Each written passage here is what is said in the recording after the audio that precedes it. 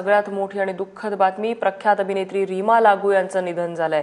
मुंबईतल्या कोकिलाबेन रुग्णालयात त्यांनी अखेरचा श्वास घेतलाय। काही दिवसांपासून त्या प्रकृती अस्वास्थ्यामुळे रुग्णालयात दाखल झाल्या होत्या, पण आज सकाळी त्यांची प्राणज्योत मालवली आहे। अमित भंडारी आमचे प्रतिनिधी आपल्या सोबत आहेत। अमित, नेमका काय आजार होता त्यांना की हे अकस्मात घडलेलं आहे? खरं तर चतुरस्त्र अभिनेत्री म्हणून रीमा लागू परिचित आहेत, पण काल रात्री 2 वाजता त्यांच्या छातीत दुखायला लागलं। घरात जवळचं हॉस्पिटल म्हणून कोकिलाबेन इथे नेण्यात आलं।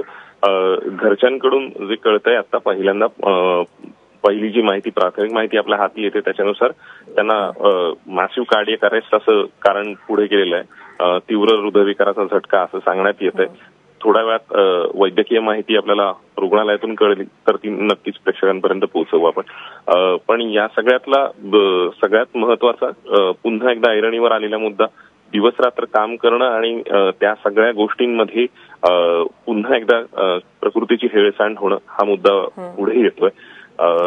चतुरस्त्र अभिनेत्री म्हणून रीमा लागू या कायमच लोकप्रिय होत्या। म्हणजे जर टेलिव्हिजन असेल, मालिका असतील आणि थिएटर या तिन्ही माध्यमात तितक्याच सक्षमपणे वावरणारे अत्यंत लाडकी मॉम म्हणून टेलिव्हिजन आणि ऑनस्क्रीन रुपेरी पडदा याच्यावरची म्हणजे अगदी मैंने प्यार किया, अगदी खरं आहे अमित। म्हणजे बॉलिवूडची हॉलिवूडची म्हणजे चित्रपट सृष्टीची आई आज हरपली असं आपल्याला म्हणता येईल।